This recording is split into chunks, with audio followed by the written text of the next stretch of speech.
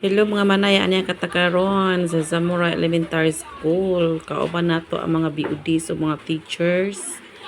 Anya karon sa stage kung sa kata atong sa kahon diri sa stage. Busy ang atong mga BOD sa mga teachers. Na mga BOD din ang mga teachers o ang kagawad nga ni akaw ni atin uban sa atong principal Ma'am Neri and Sir Dexter o sa mga kaubanan niyang teachers ron sa ilang launching sa Project Patok. Dito nga side diri daw tabi dito dapita. Okay, muna ilang mga basahonon sa eskwelahan.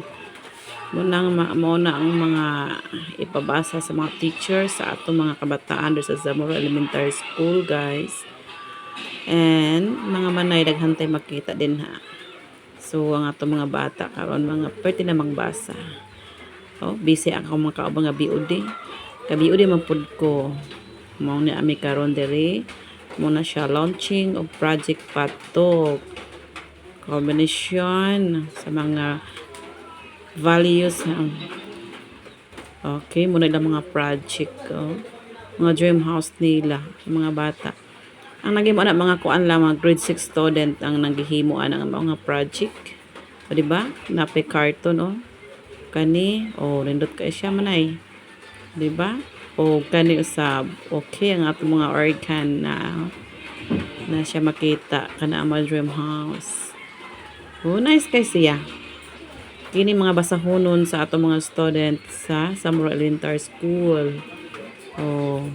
Naa siya tanan din ha.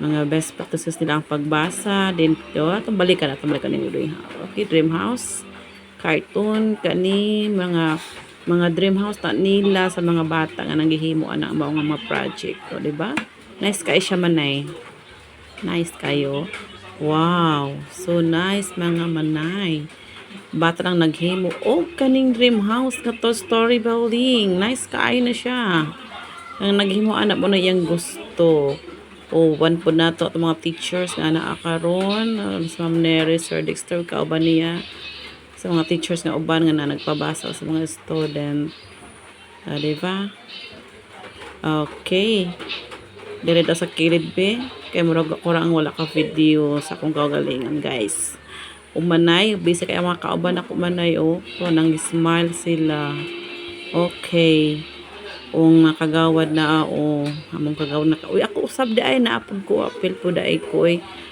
free inaap of course salamat sa pagtan-aw manay thank you for watching nice kay siya di ba okay bye thank you for watching mga manay sa atong mga launching karon okay muna siya Patok launching of Project Patok